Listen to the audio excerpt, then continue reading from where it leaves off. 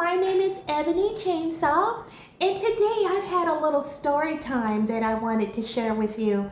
I don't know, I guess we can all say as kids, we have had imaginations. And with me being Ebony Chainsaw, I love to talk about everything horror, and every now and then I like to talk about certain things that may be paranormal, a little spooky. This is more of like dream interpretation. And I just wanted to share my little story with you, and perhaps down in the comment, you guys can, give me your input on what you think it meant, my dream. So let's start here. When I was around 6 or 7 years old, we lived in an area where there was like almost, I don't know if it was like a big side cornfield or a very brushy area.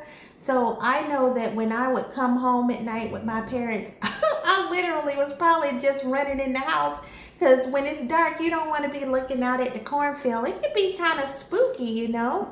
So one day, just like every morning, I would get up early in the morning and sit at this little red table in the kitchen that my parents had for me, and I would just sit there patiently and wait for one of them to come and, cook me some breakfast.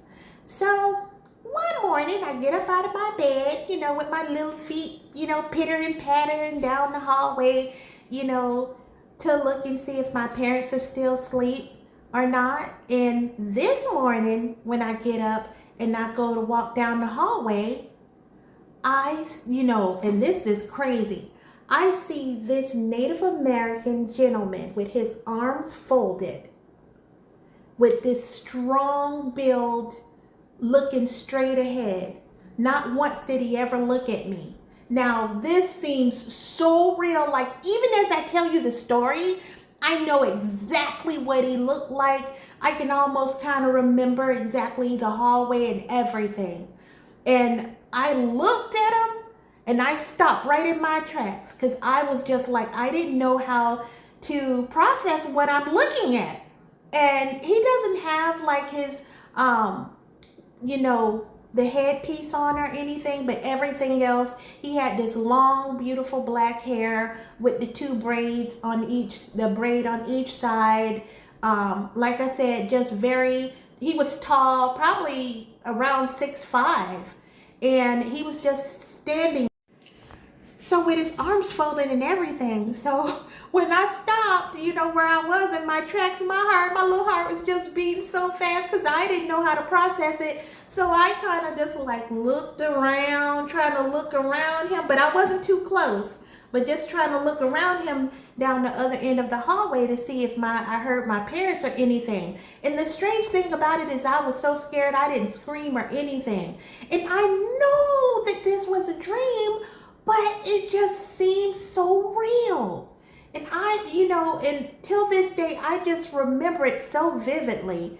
And so, once I realized, oh no, my parents are still asleep, I got nervous and I run back to my bed, hop in, put the covers over my head, and probably stay there for about another hour or so before I get out of the bed. Now, mind you guys, this is supposed to be a dream.